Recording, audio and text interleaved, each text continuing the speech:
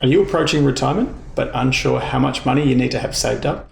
In this video, I'm going to break down the numbers and show you exactly how much you'll need to generate $100,000 per year in passive income. Plus, at the end of the video, I'm going to talk about the most common mistake I see my clients making that frequently stops them from achieving that goal. Unfortunately, getting access to information about what your retirement will look like is incredibly difficult in Australia. It's very hard to find a simple piece of information that will tell you how much income you can expect and how long you'd expect it to last from certain amounts of capital. Similarly, it's incredibly difficult to find a calculation that shows here's how much income you need and this is how much capital you're going to need to achieve that. To start this video, we're going to talk about how to generate an income of $100,000 and how much money or how much you need in savings or super or investable assets, so that's assets outside your home, that you'll need to generate an income of $100,000 in retirement. The first question here is $100,000 enough, and what does this provide you?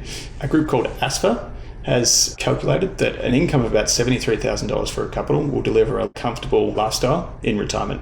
In my experience, and the clients I've worked with over the last 20 years in advice, suggests for most self-funded retirees, this is closer to $80,000. And that's from all different professional backgrounds, both white and blue collar. And that's from advising thousands of clients over 20 years. If you think about $80,000 in basic expenses and consider the cost of an overseas trip, most of the time $100,000 would be enough to fund that overseas trip, as well as a relatively comfortable lifestyle that continues the lifestyle you had while you were still working. And I think that's what most people want to achieve, is to not change their lifestyle when they retire. Now, there's a lot of ways to calculate how much you'll need to generate an income of $100,000. One incredibly simple one, the first thing you'll see if you Google it, is called the 4% rule. Now, this is very US leaning, and it's been used by advisors and media in the US for a very long time. And that rule says that if you draw 4% of the value of your capital, it will last you for 30 years. Now, in my experience, this is a little bit at the lower end of what you should expect, but to generate an income of $100,000 using the 4% rule, and for that income to last 30 years, and we get a lot of comments on our videos, but our life expectancy is increasingly above 90 years or 92 years of age, and sometimes over 95. So your retirement is probably going to be around 30 years if you're retiring early 60s. But to generate that income of $100,000, the 4% rule tells you that you're going to need $2.5 million in assets. Now, in my experience, and this is probably the nature of what the Australian share market looks like, is that in Australia you can almost apply the 5% rule as opposed to the 4% rule, which would reduce that capital to more like $2 million from that $2.5 million. And that's a very basic assumption. And in our experience, that assumes that your capital actually lasts beyond that 30 years as well. There are other ways to calculate this. One of those is to look at your life expectancy and then to calculate how much you can spend up to your life expectancy to the point that you have $0 left when you die. And unfortunately, we don't all know when we're going to die. So it is incredibly difficult if you last longer than that. You may have less money. You may rely on the pension or other sources of income. And if you die sooner, then you're going to leave an inheritance and you may not have been able to enjoy your retirement as much as you could have. Now, for someone who retires at 60, you'll need anywhere between $2.1 to $2.5 million, as opposed to someone that retires at 67. Naturally, that's taking 7 years off your retirement. This is somewhere between $1.8 and $2 million. And obviously in these examples, that's well above the age pension threshold. So you won't have access to that unless at some point you spend well below those caps, which we'll cover in another video.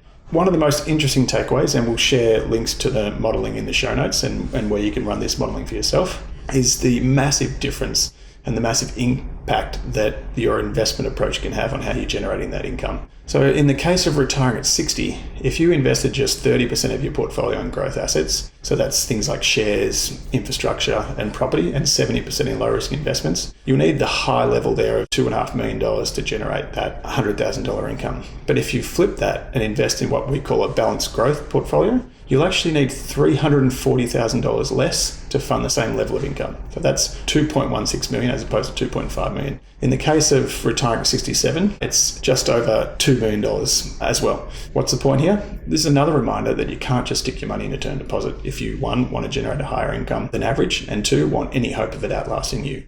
And as we've covered in other videos, it's incredibly important to both generate an income from your assets, but also to allow it to grow.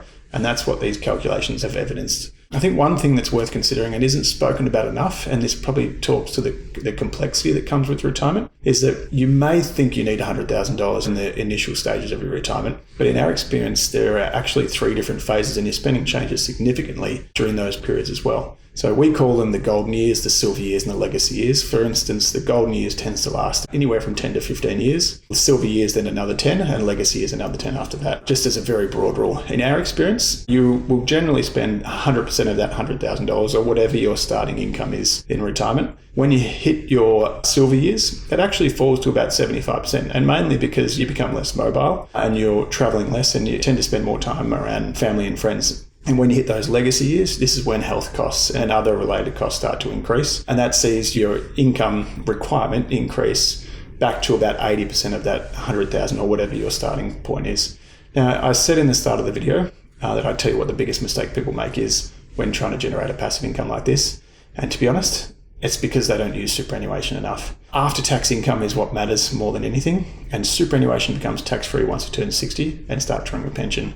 Probably one of the smallest little takeaways on the side as well is that so many people get worried about whether they have enough money when they retire. But interestingly, data has shown that more than 50% of the returns that you generate over your lifetime actually come from the pool of assets you have at retirement.